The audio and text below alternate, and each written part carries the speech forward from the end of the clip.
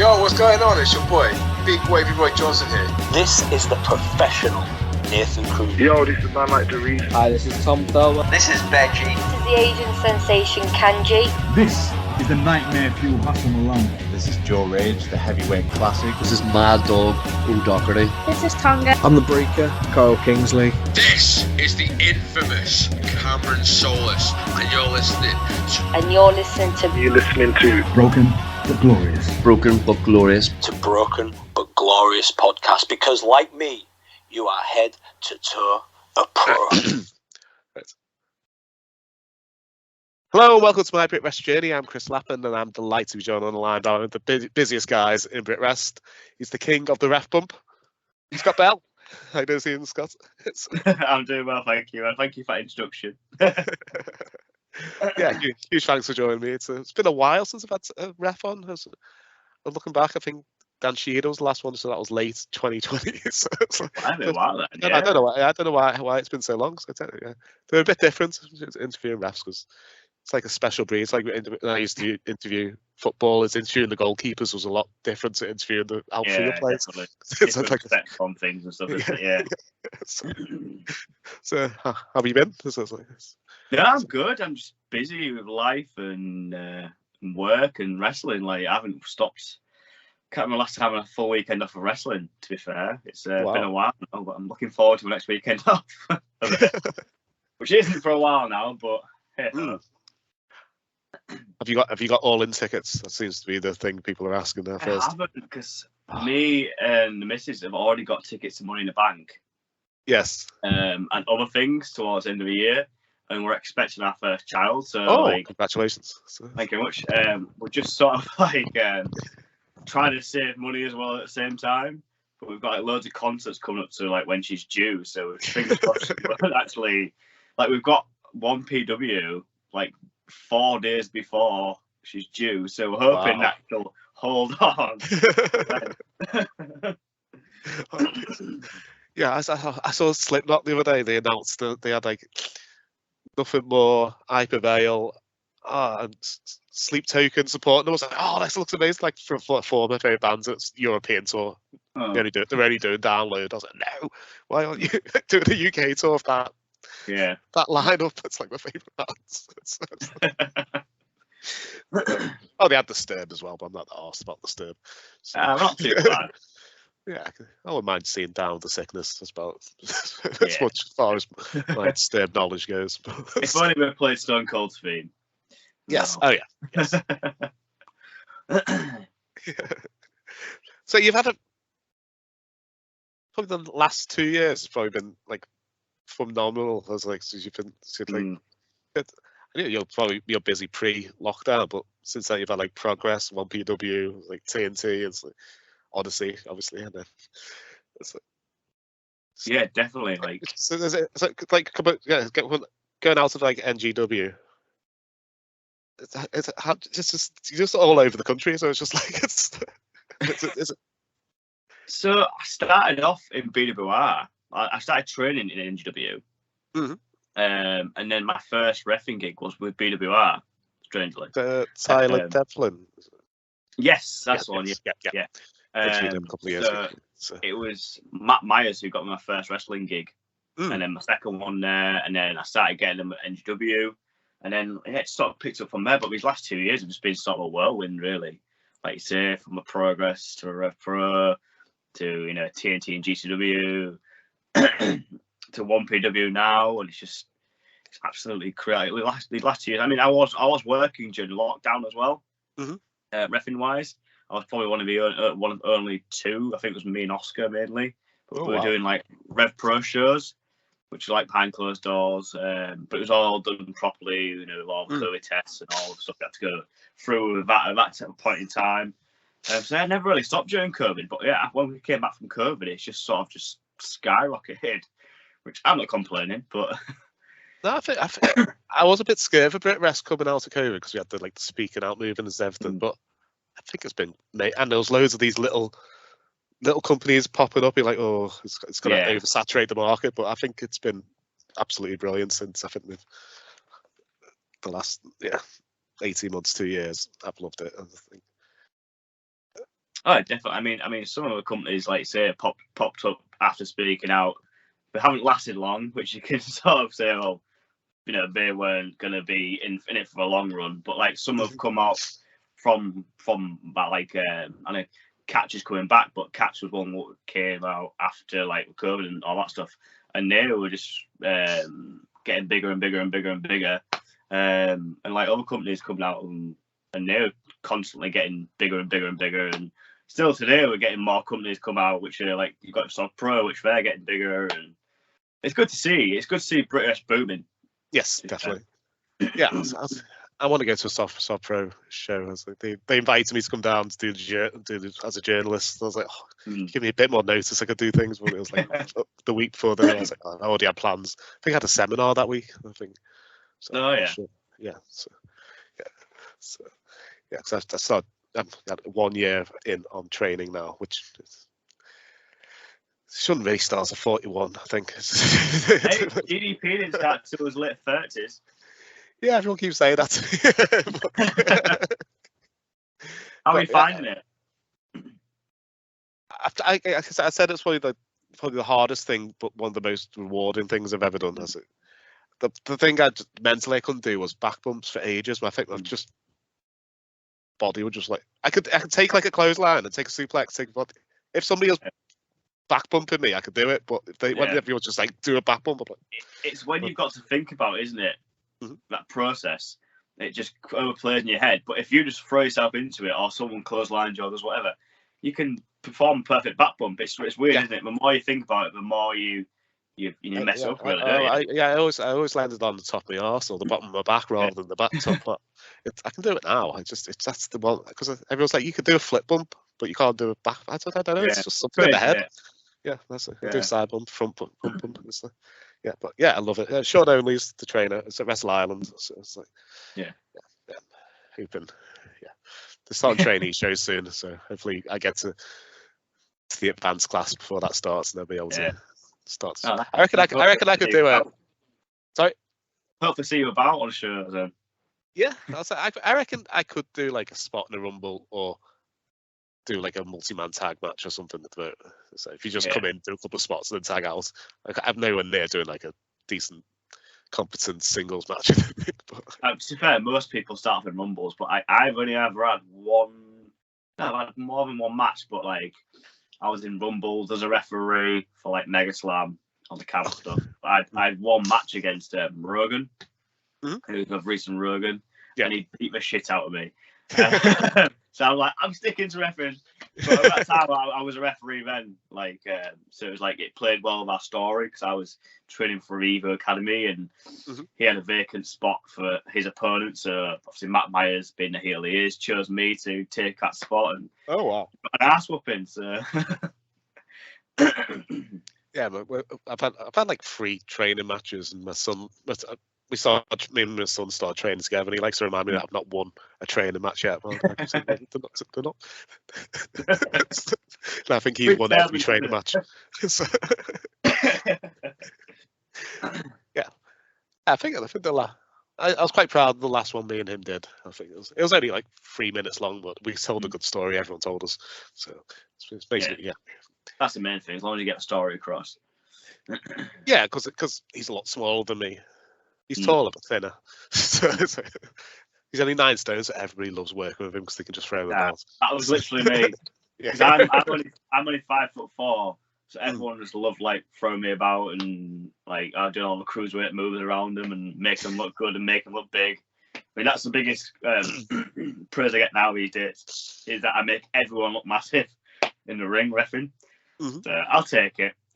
Yeah, it's the opposite to Greenwood. Yes. Me and Greenwood are like little and large at Britwres. Yes, definitely. You know what I mean? Right, so this will give away your age. Who was your favourite wrestler growing up? My favourite wrestler growing up was Undertaker, without a doubt. Because I started watching wrestling in 2001. So I was a bit of a late come up. That's when I got back into wrestling for a short period. I did. I was a new gen kid, and then as like onto late teens, wrestling wasn't cool. So yeah, it was only, It's when the invasion happened, I got back into it. So. Yeah, it was around the sort of time of WrestleMania 17, but I got back into it. And when it was on Channel 4, and you watch Heat, and then you'd have the pay-per-view straight after on Channel 4, and then we got Sky Sports, so I'd start taping Raw for like 2001, 2002, sorry. And then I sort of continuously watched it, and then I sort of dipped a little bit. I don't really watch it now. Like, ever since I got into wrestling, I don't watch wrestling. It's so bizarre. Because, like, I can watch it and be like, well, that's that part of the match, that's that part. It just ruins it for me. Because now I watch referees rather than I've noticed that. I was saying this part of the match. Here's the shine, and then here's the here's the heat, here's the hoop spot. It's ruin it a little bit for you when you get into a business, but yeah, I just don't really watch it anymore. I know I shouldn't really say that, but because I'm around it so much. Mm. Yeah, one of my first interviews I ever did, he said he used to work in a pizza shop, but he never ate pizza because it's round all the time. So it's like, that's why he said he didn't watch wrestling as much as he should. So yeah.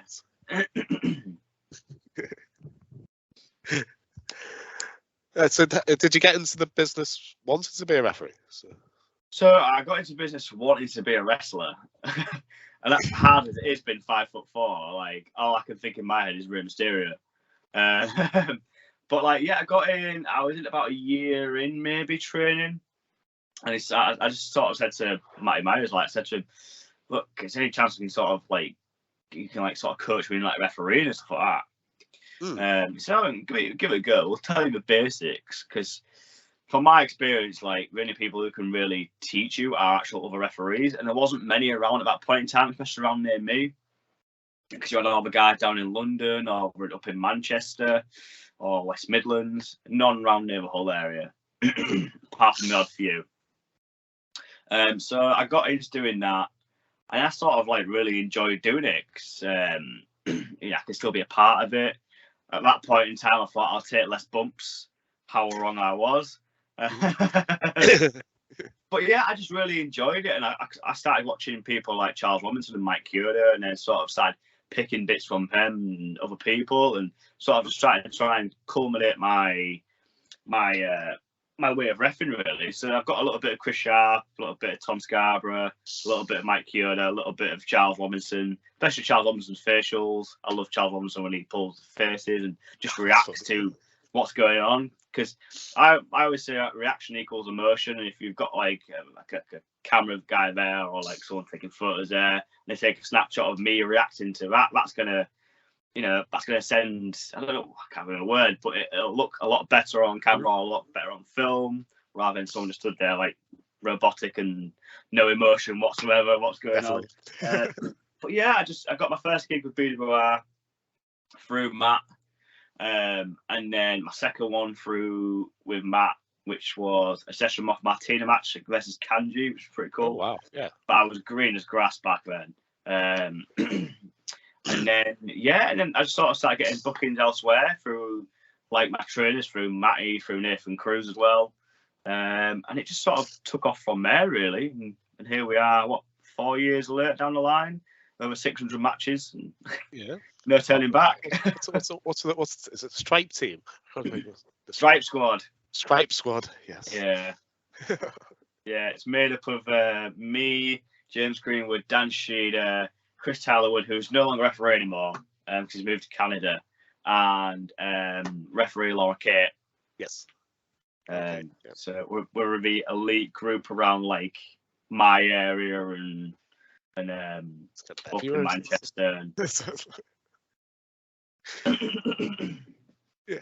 Do you think that refereeing is still an unappreciated role with it, especially like by fans and not by the wrestlers, because they know, but I find like as I've gone on through the years, I find like fans have grown more to appreciate referees and what we do, because like you've got like stuff like WWE like pulling back the curtain on a lot of things, and like other things which are pulling back the curtain on wrestling. Kayfabe is no longer a thing in wrestling. No. You know, everyone knows what goes on behind the scenes. You've got AEW All Access, which basically tells you everything what goes on there. I still need to watch that. I've got it all recorded, but I haven't watched it yet. It's interesting. It's good. But that just completely rips the curtain open. And I think that's where people then realise how much we have to do as a referee, because we aren't just there to count a 1, 2, 3, stick a shirt on. I mean, you've got so many promotions across the UK now which have so many untrained referees who just stick a shirt on, wear jeans, trainers, and just don't look the part. You know, you're there to make that show look professional, that company look professional. The least you can do is I've seen them when they just get a trainee and just put a shirt on them and exactly. And in my eyes, having just a trainee who is not training refereeing or anything like that is unsafe for the guys, because we're there. We're the first port of call anyone comes to in the ring when there's an injury or something's wrong in the ring. And if that referee doesn't know what to do with that certain situation, it could be catastrophic for someone in the ring if they've really hurt themselves. You know, we've got to make that split-second decision of whether we should stop this match or we could actually let it go. Or think on the fly of you need to go to his finish straight away and think of a finish for him. You can't just have that with Joe Bloggs down the street who just come in, you know, wearing shorts and bloody sneakers and just throwing on a striped shirt, or not even a striped shirt in some cases in some companies, and just there to count a 1, 2, 3. You know, we're there to do that. We're there to keep everyone safe. We're there to keep timings. You know, call spots to each other if we need to. There's a lot of things going through our heads, and I think a lot of people are starting to realise that more. We're starting to get a little bit more appreciation for what we do. I don't think we're fully there with it, you know, because you know, it's nothing against wrestlers, you know, they're putting their bodies on the line, but like we're the third man or woman in the ring with them. You know, if you've got a singles match, there's always 3 people involved in that match. Yeah, the 2 wrestlers and the referee. A good referee can make a bad match look good, and a bad referee can make a good match look bad. So there's a big difference between the two. I think there's still a ways to go to get that full appreciation of what we actually are there to do. You know, if you know, some people are going through spots and in our heads they don't work for ourselves, because we're workers ourselves. You know, we're there to get our brand out and branch out. And if someone sees something what doesn't make sense and makes us look stupid, we'll look at that footage and go, well, we're not going to use him because, you know, he can't uphold the law in the ring, he can't do this, he can't do that. So I think there's a ways to go to get onto that thinking of the wrestlers thinking, well, this is how would this work for a referee? How can we make this, you know, this cheating spot look okay without mugging off a referee? You know, tag team matches, how can we come in here and do what we need to do in the 5 count? Which I think is lost on some people, but yeah, I think we're getting there, which is good to see finally. Yeah, I can still see it's like a thankless task sometimes, because probably the best referees are the ones that you don't really notice are there. But so yeah, you're like, yeah, but if you do something wrong, it's like, so you 100%. Like the greatest compliment a referee can receive from someone when you ask for feedback from a wrestler is, oh, I didn't even notice you were there. You were there when I need you there. You were there for this spot. But as soon as you mess up, that's it. That's all they remember. I've been there, done that, been on Botchamania. It's not great. But it's a rite of passage. Everyone messes up. Everyone learns from it. And, you know. Yeah. There's been some, yeah. The biggest one that annoys me is when they count, and then because the wrestler hasn't put his shoulder on. Yeah. And then they leave it. Then after it, I put it's out of sequence. So you haven't got 1, 2. Yeah, I've been there and done that where I've done the hover. Yeah, you're like kick out. out. 3 count. Yeah. But I make sure that if it's towards the end of the match, I know it's not a finish. I will say kick out to the guys, just to make sure now, because I've been to that well too many times where it's been so close, and I've counted to 3 and I had to wave off it, and it makes me look like a mug because they've not got their shoulder up. Because it's not on us if they don't get their shoulder up. I've had it before where I've fully counted a 3 count and stuck with it, and that's why I'm on Botchamania. Because I 3 counted Mariah May. 1, 2, 3, shoulder came up as I hit the 3, and I kept with it and just called the bell. You know, the right person won that match, which was good. But But if that person doesn't get their shoulder up during a match, it's not on us. We're there to be legit and count that free count. If they don't get that shoulder up, that's on them, not on us. Because, like you say, if we're there hovering on the free count, and then we go, oh, it was 2, and they could look like idiots, and it's going to make a match look shit. Yeah. Kind of breaks the illusion as well. So, oh, this is exactly. Yeah. Have you ever been starstruck walking into a locker room? I know some of the people you've worked with, especially you come from the generation you started in. I know you've worked like Rhino and RVD and oh God, yeah.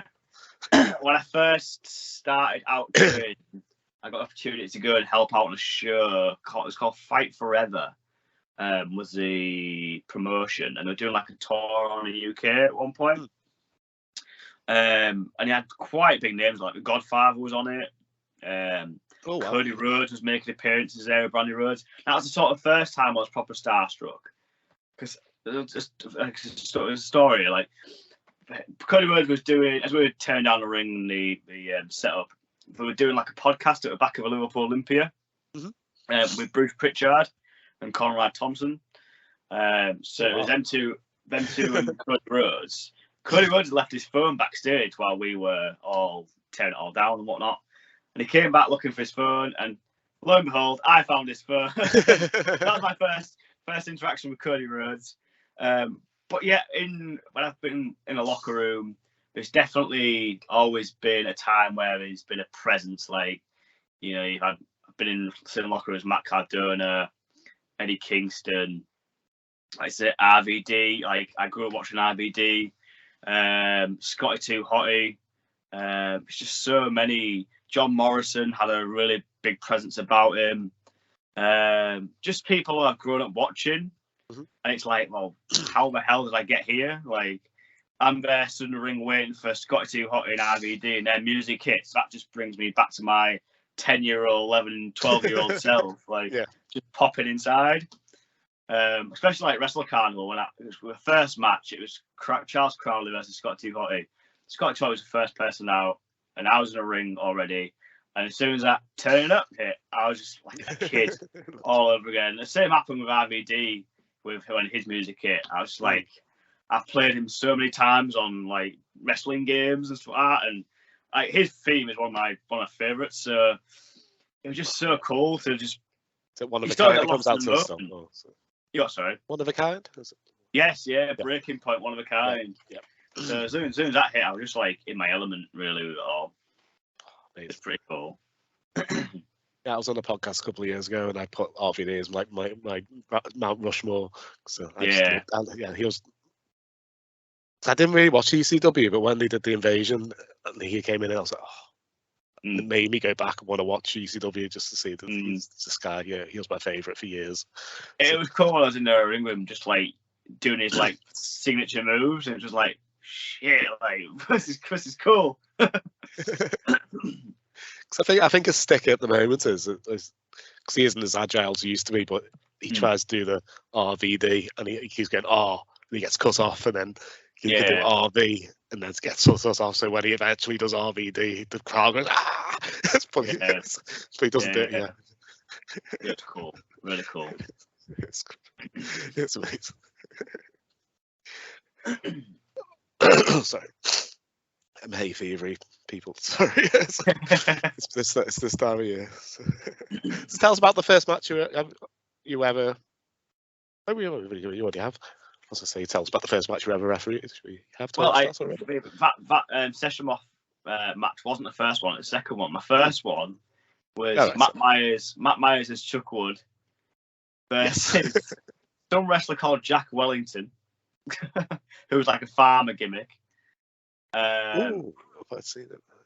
But you might have bald-headed chap. Does he go around Mega Slam? Yes, he was. Yeah, I think I'm actually at Mega Slam. Yeah. Versus Harry the Hammer Winston and Simon the One Lancaster. That was at Britwres, and we did a low blow right in front of me. I was like, shit, what do I do? Just carried on with it. I was like, oh, this is you know, my first match, and I've seen a low blow right in front of me. Oh no! But it wasn't Matt who did it, which was good. But he apologised for it. But there's some other guys who did it in the match. And it wasn't great, but it only got better from there. I can say that. Have you ever been confronted by like an overzealous fan who, I don't just want to say he doesn't realise the thing is scripted, but it's just like maybe one of your decisions or. Oh, got Morecambe. Morecambe. Wrestling's still real in Morecambe. Yes. I was on, I don't know if you saw, we did a Rumble show in Odyssey, and we had a spot where Andrew Decker was eliminated. Yes, I was at that show. Yeah, but wasn't eliminated. And then he came at the end and eliminated RPD. Obviously, I'm a referee on the outside. The amount of shit I got from people on the front row, I had to like quickly run back. But aside from that, like even like I had a show last weekend, like not far from Morecambe in Barrow and Furness, like just kids, just proper giving me so much crap on the balcony. I was like, I don't get paid enough for this. That knockout wrestling. Yes, yeah, KW. But yeah, Morecambe is the place where you get all the fans screaming and shouting at you. You get it everywhere now, and like when I first started, I really took it to heart, like some of the stuff people said. But now it's just like, sod you, you know what I mean? I couldn't believe the Morecambe crowd. I thought Wrestle Island crowds got rowdy and loud. Oh god, yeah. Considering they hadn't that was the first wrestling show they had in Morecambe for like 3 years. Yeah. So they must have been like Morecambe's wild every single time to go there. I'm back there in June, which I'm looking forward to. I haven't been back for a while because I've been doing 1PW. But Morecambe's just it's its own sort of bubble, isn't it? Like of wrestling. Like I don't think wrestling exists outside of Morecambe for people in Morecambe. Yeah. I spoke to Ethan Edwards. He was telling me about when Ryan Hunter turned heel and the crowd. Yeah, there was a woman in the audience wearing a Ryan Hunter t-shirt. She took it off there and then, and just put it on the floor in disgust. It was brilliant. I loved it. I wanted to go to that show in June, but I'm buying all-in tickets tomorrow. So I won't be able to afford it. Isn't it? Yeah. When I've told Ethan I'll be going in June, all-in hadn't been announced.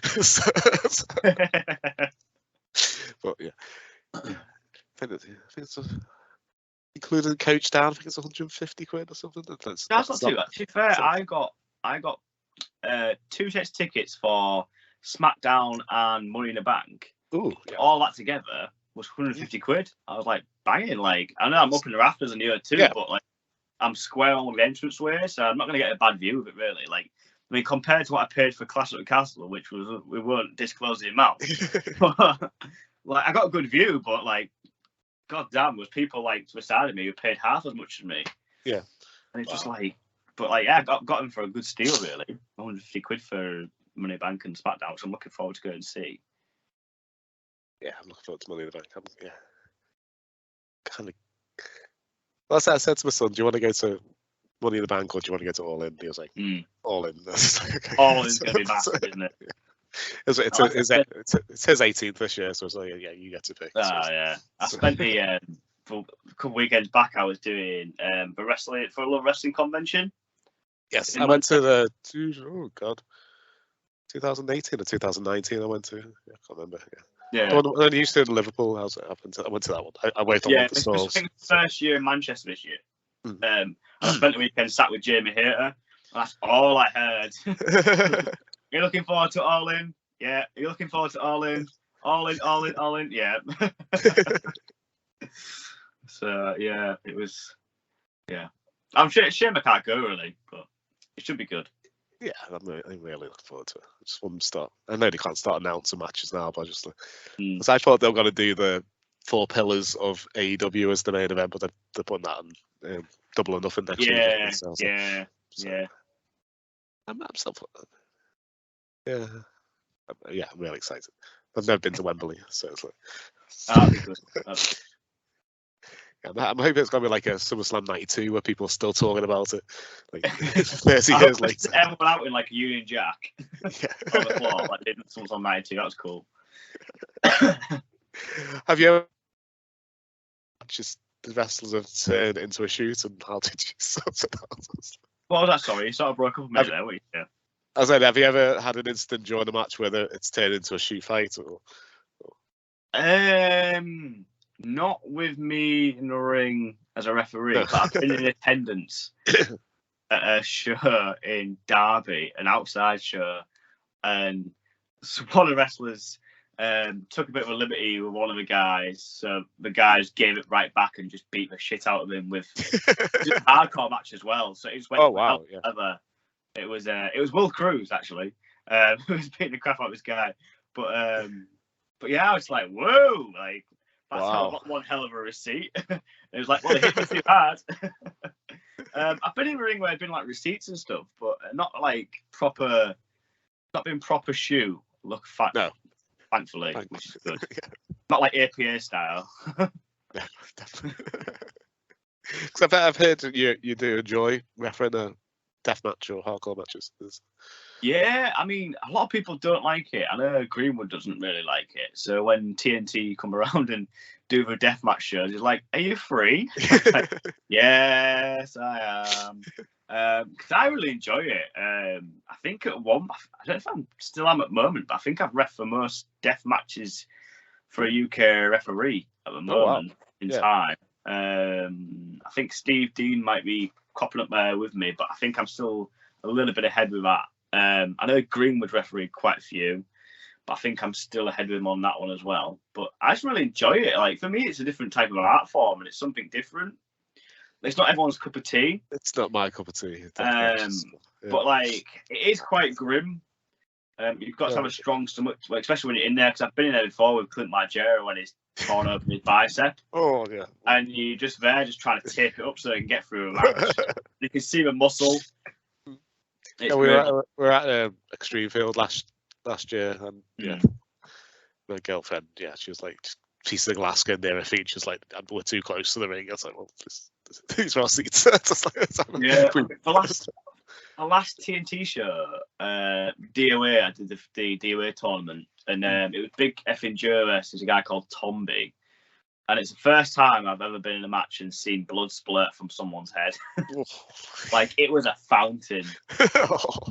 And I was like right there in front of it. I was like, what do I do? I kept asking him, are you okay? You good? Like, yeah, I'm fine with it. I'm like, got blood splurting from my head. Oh, it's fine. It's like, Jesus. Yeah, I've asked many a wrestler, and most of them, their goal is to do one death match. Just like they don't want to be a death match wrestler. Time they'll ever do one as well. Yeah, it's a special type of person. I know. Every time I ask certain people, I think I've asked like Robbie X and like Nathan Cruz this. I said, would you ever do like death match type wrestling? It's like, I'd probably just take a light tube, and that's probably about it, really. But light tubes are dangerous in themselves. I remember a guy called Nathan Black was taking one at Rise, and it's the first time he took one.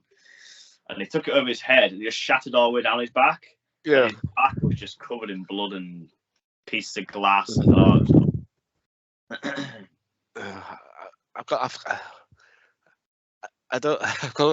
a fear of piercing. So being through glass, and it's so unpredictable how it's going to break. It's just, that's what I don't like. Yeah. One of the first death matches I did at BWR was Rise vs BWR. And I only had like really thin knee pads underneath my my trousers at the time, because I'd never done a death match then, so I didn't really know what I was doing. And then when I got back, I was like, well, that's not good, because my knee pads were like knee sleeves at the time, so they were white knee sleeves. Well, this one was red. I saw like I'd sliced open my trousers. When I took it off, I had like a massive gash in my leg from all the glass and stuff. Oh, I'm like, well, that's not good. I'm going to have to start wearing knee pads on the outside of my trousers now, so I can save my trousers and not have to buy so many pairs of trousers. So where did the ref bump part of your character come along with this? Because you're a proper like because you did training for a year, you're like, oh. Yeah, it's not necessarily part of my character. It's just I'm sort of like it's what you're well known for. It's yeah, it's probably a bad thing to be fair. But it's probably like you say because I'm trained in it, and not a lot of referees have actually got that wrestling training background of taking certain bumps. But I like the thing with me, I like getting creative with them. Yeah. So I'd rather not take just a clothesline or whatever. I'd rather make something of it and make a moment and progress that story in that match or whatever. Because everyone's seen the normal ref bumps, haven't they? You know, just bypass, you know, ref goes down for clothesline or gets a boot or whatever. I mean, there was one at Catch where we wanted to do a German suplex spot. So basically, it was Scotty Rourke and Tom Felwell. And it was going to be me so I think Felwell was going to charge in, see me in the corner, stop. Scotty Rourke was going to German suplex Tom Felwell, and Tom Felwell was going to pull me around and German suplex me. I was like, this bumps I'll take, but I'm not really keen on taking a triple German. You know what I mean? So I was like, can we sort of twist it? So we changed it into a overhead belly suplex. So I could sort of guide myself over, and it looked really cool. But yeah, it's just not sort of, like I say, it's not really my character. Like I say, it's what I'm sort of known for, which is like bad in a way. But it's just like because I know how to bump safely, and I'm light as well, so I'm easy to bump, and it's more believable, I suppose, when a referee like my height and my size is down for so long. You know, us referees are made of paper, aren't we? So it's like belly to belly. I can imagine you being down, but yeah, something. Yeah, I just like I enjoy taking bumps. I enjoy like helping progress that match and like say creating that moment there, and yeah, I just like taking them. Would you ever have an ambition of trying to become a wrestler again, or is this? No, it's not for me anymore. Like I do sometimes go back to training and do like wrestling matches, like training matches and stuff. But like it's like for me, it's just I can go back to go training and just get straight back into it. It's like it's muscle memory. But like the next day, I'm just aching everywhere because I'm not used to it anymore. Yeah. But yeah, it's just like even with refereeing, like it's you know, people think we're just there, just you know, counting for 1, 2, 3 and whatever. But we're up, down all the time. If you're doing a full show or half a show, it has its effect on you. Like I ache so much the next morning, like I can barely move. And for that, like I'm 30 now, so I'm sort of like I won't say getting on. Don't want to say that, but like my body's not what it used to be. Like I've always suffered with like back pain. Even before refereeing, and now it just gets progressively worse. It's like my job and my job for the past 13 years with farming and stuff. It's never going to get better. So I don't want to, at my age now, want to find a reason to make that worse. If that makes sense, by getting in there wrestling, and I'd love to. I love wrestling matches, but I can still be part of that by refereeing, and that's where I've just sort of found my home for the past 4 years now, really. Oh, nice. so that if they just needed somebody for a rumble, you wouldn't say, I have 100%. Like, I did a rumble this year. Like, I'm straight. Came in, did a head scissors, super kick, send them home happy. So what advice would you give to somebody who wants to get into is interested in becoming a referee? Because I know Greenwood started his like seminars and stuff. It like Wrestle Island. I think he's quite regularly at Future Shock. I think. Yeah, at Future Shock. I was there just this weekend with him. Actually, he's got a good group of people there coming up through ranks. Which will probably not taking all our jobs, but no, we're good guys. Good guys and girls there. Like. It's good to see more people wanting to get into it because when I started, there was literally no one around. Like around my area, there was nobody apart from me. Now you've got Sandy, you've got Lee, you've got other people around here. There's so many people up north, so many people down south, more in the West Midlands now, which is good. So we're covering the whole length and breadth of the country. But yeah, advice. I'd say find a reputable reputable training school. Mhm. Learn your basics, your fundamentals of wrestling, because I found that when I started training as a referee, it helped me train to be a wrestler to understand aspects of refereeing, like Definitely. where you need to be for certain moves, around for the shoulders, etc. And it helped me as well, being a referee, trained to be a referee, become a better wrestler because I understood it more. So that helps nail your fundamentals down to a T.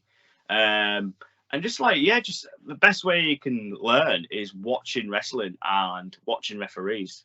That's how I learned most of my stuff. I was lucky enough to have Chris Sharp, who's now an NXT referee, take me under his wing and just sort of like guide me, and along with like James Greenwood and other people over the years, who sort of give me advice and taking that time to give me feedback. And just if you do like training matches, take any feedback you can on board and progress with that and run with that. And just say like Greenwood's place at the moment with his crew is the perfect way to start, because James is one of the best in the country, in my opinion. Yeah, definitely. Without 100%, without a doubt. And the only way you can learn to be a referee is learning from other referees, in my perspective. Because a wrestler can only teach you so much. Like I found when I was asking for feedback from wrestlers, I was only getting, yeah, you're good. Yeah, you're fine. You're right my way. But it's only when I went out to other referees like Chris Sharp, who'd come to shows, he'd actually take the time to sit down and dissect it for me and say, well, that didn't make sense. Try this there, do that. Do this here, do that there. And it just made you think more about how you do the job and take it more professionally. So it helps 100% just learning from other referees as well. But like I say, just watch refereeing and go do your fundamentals, learn from other referees, and then you can start watching other referees and you'll be like, well, I can take that from him, take that from her, do this, do that, and just sort of gather all that and make it your own. That's the best way is just like watch wrestling and just like go do your fundamentals and try and find a referee nearby to pick their brain, because I've got so many people near me who now pick my brain and send me footage, and I send them feedback and they take that and they grow from that. And like there's one guy called Danny Marks who referees down at Lincoln FW, and he's fairly new to it, but like in the last year he's come on so well with it all, because you can tell that he's taken on board the feedback and then taking that on board and growing from that and learned from his mistakes and capitalised on that. And the same with Laura Kate. Like when I first worked for her for the first time at Catch Pro Wrestling, like to now, it's completely night and day as to how good she's got these past. I think she's only been in it like a year and a bit. Yeah, you can tell her just confidence was growing over. Yeah. Oh God, yeah. Yes. Like she's come on leaps and bounds. It's really. And again with like Sandy as well. Like compared to how she was when she first started, she's got really good. Lee, when he's come back into it, he's taken a lot of stuff that I've said on board and going from that and adapted to his sort of style. But yeah, that's all you can do really. Just find a referee who you know is good, because you don't want to pick a brain of someone who's crap and they'll give you the wrong direction. And just pick their brains, send them footage, and get them to dissect it for you. That's the easiest way to learn and to become a referee, really. And there's a decent like a community on Facebook. Zebras, I think it's called. Yeah, is it Zebra Talk?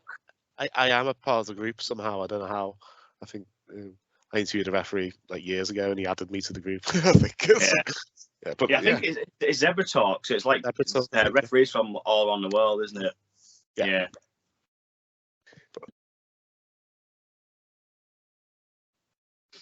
Right, so if you're a promoter for a day promoting an event, so using wrestlers you've worked with, trained with, wrestlers are associated to you in some way.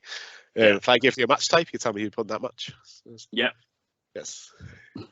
I am expecting this to be the most star-studded part of it. A lot of names. Right, so who will be in your opening contest? Are the crowd excited? So my opening contest, I apologise in advance. These are all going to be multi-men. So my opening contest, I've got Eric Young. Yes. versus Matt Cardona versus Eddie Kingston in a triple threat. I'll get the crowd attention. We're starting big. Slightly hardcore-y. I can imagine it. Yeah. Well, it's no rules triple threat. It makes my life easy. He's multi-man. There's no rules. Yeah. No rules. Are you reffing every match as well? I might share it with Greenwood. Yeah. I forgot to ask you that. How do you like divvy out matches and shows and stuff?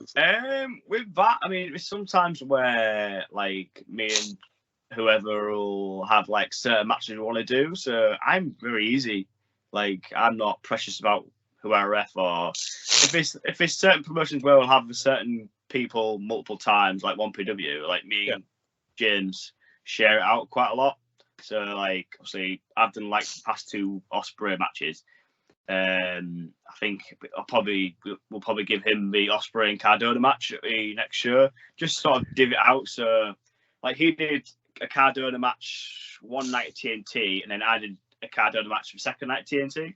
Yeah. So I mean we're quite easy with how we divvy it out in a way, but normally we just sort of like work out who's going to be doing the main and work back from there and do like one on one off sort of thing. Oh, easy way to do it. Yeah, that'd be a great opening contest. I'll get the crowd excited. About a comedy style match. So comedy, I've got Gene Money versus Scotty Too Hottie versus, wait for it, Wing Commander Nash. Wing Commander Nash. He's somebody I really want to see live. I've never had the chance to see him live yet. He honestly, Nash is one of my favourite people in wrestling. He is so funny in what he does. Yeah, I like his podcast as well. It's just like it's so good, honestly, so good. Like he just gets comedy wrestling. Mm-hmm. Like he knows what to do with it, and he's just got him in the palm of his hands with it. It's brilliant to see with him. Really good. Yeah. And first time my girlfriend saw G Money, he was at TNT, and he was coming downstairs. She didn't get it at the top of the stairs, but by the time he got to the ring, she got it. She's like, who's this weird guy? And he's been pants and his nipple tape. Yeah, she's like, why is his nipple taped? I said, I've asked lots of people why is his nipple taped. Nobody's told. Nobody knows. Yeah, and he's got his big dog chain on and his sailor hat and stuff. I do love his finishing move, but Ainsley Lariat. That's amazing name for finishing move. Yeah. By the time he'd done his entrance, she got it. Yeah. I think he was against Scott Oberman, so that was a complete contrast in styles. Big contrast there. Yeah. But it was great match. So but that'd be a funny match. Yeah, I can say because I've got images of the Larius, and then the worm happens on Ash, and then he fights over who's going to pin him by the time he wakes up. By the time, Cool. Your women's title match. My women's title match again, another multi-person match. So I've got Ruby Soho versus Jordan Grace versus Lizzie Evo. Sorry, she'll kill me if I say Evo. I love Lizzie; she's fantastic. Versus Jamie Hayter. Ooh, I like that. These are all people I've worked with as well, so it's been a hard to narrow it all down into like certain matches. I have had people in the past go, and we'll have a special main event of a battle royal with everybody I've not mentioned.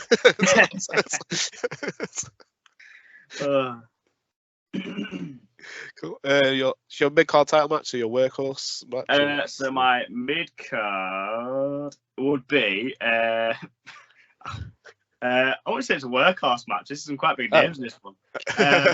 Ace Austin of Impact now versus Cow Noir versus Jonathan Gresham versus Kip Sabian.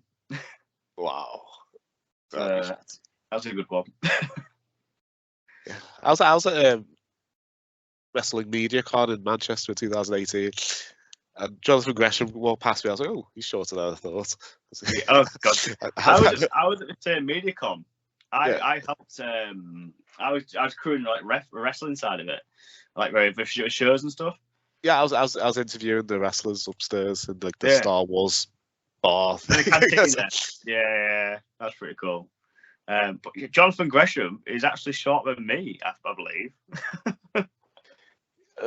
Yeah, but then behind him, Walter.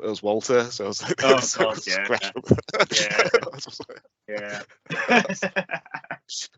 Yeah, but if they had a match, you'd legitimately think that Gresham could beat Walter. It's just he makes himself seem so much bigger.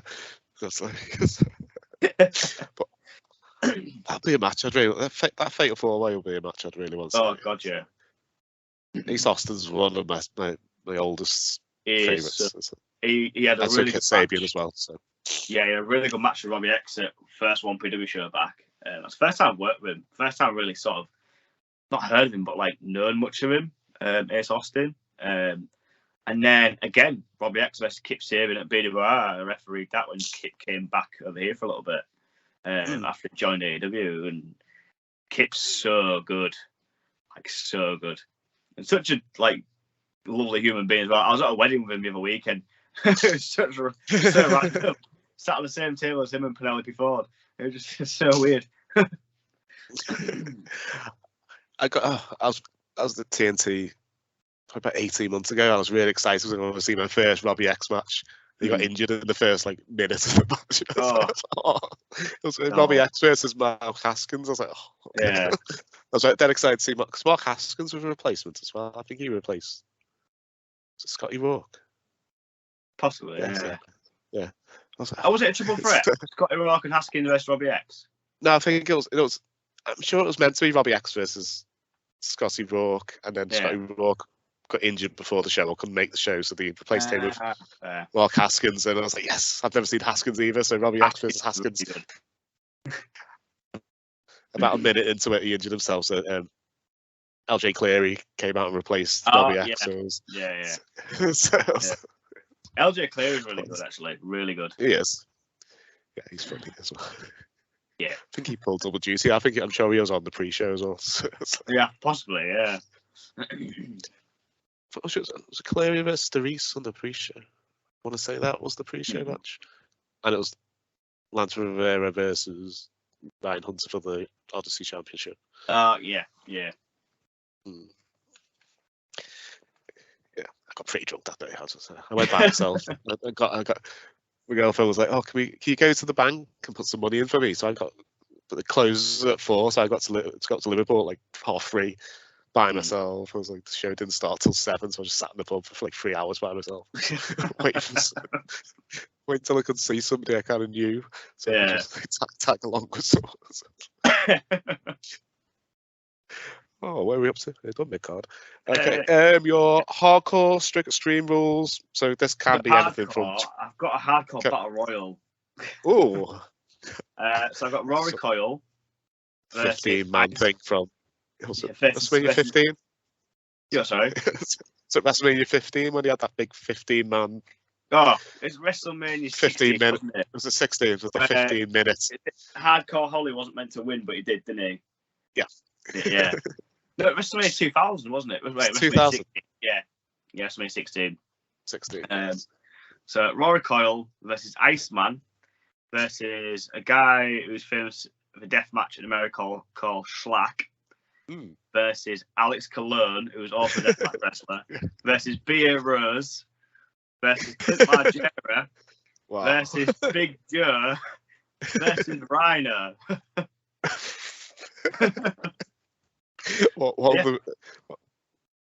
I guess there wouldn't be an over the top rope battle royal, just be a.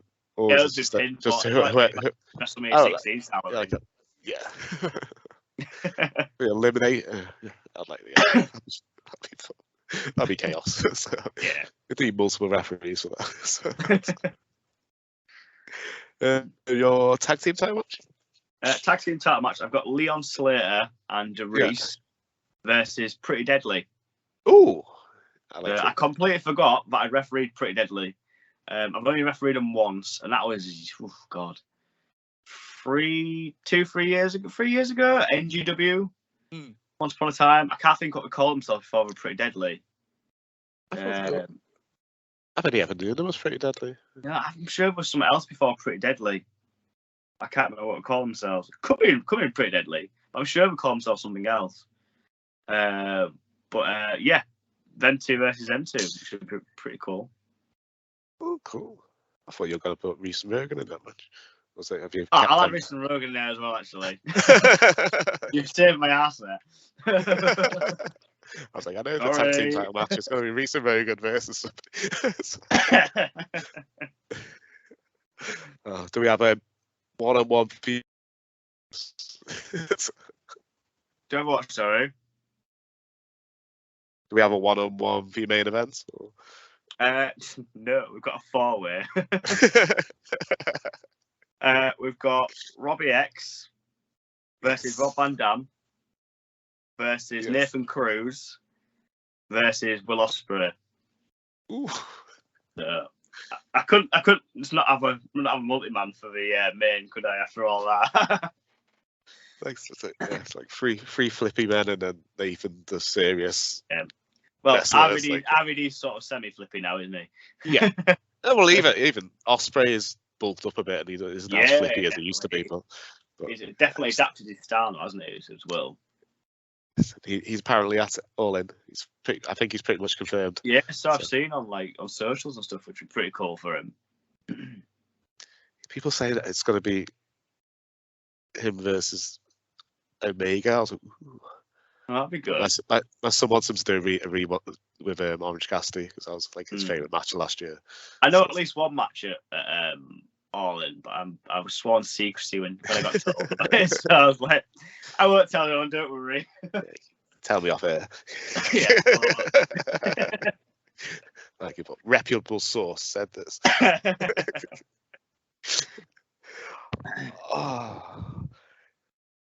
That'd be great. That'd be a great card. That'd be an expensive card. Expensive card. We've got unlimited money, haven't we, these days? It's your fancy card. Cool. So where can people see you in the near future? So I'm at Wrestle Carnival this weekend in Coventry. Sunday, isn't it? Yeah, and then I'm at Rise next weekend in Hull, which isn't far from me, which makes my life so much easier when it's only like 30 minutes away from my house. And then after that, I think it's mainly like Odyssey and 1PW after that. Yes, Odyssey. Odyssey the 9th June. I want to say it's in it 3rd of June. The 3rd of June? I'm not sure. 3rd, I think. And then you've got 1PW on the 10th of June. So I'm pretty busy in the coming week. Yeah, it's my co-host Lance Rivera's. He's against Raleigh Nova on Sunday. Yes, yeah. So it should be a great match. Oh, Carnival's somewhere that I really want to go to as well. It's just I need to. Yeah.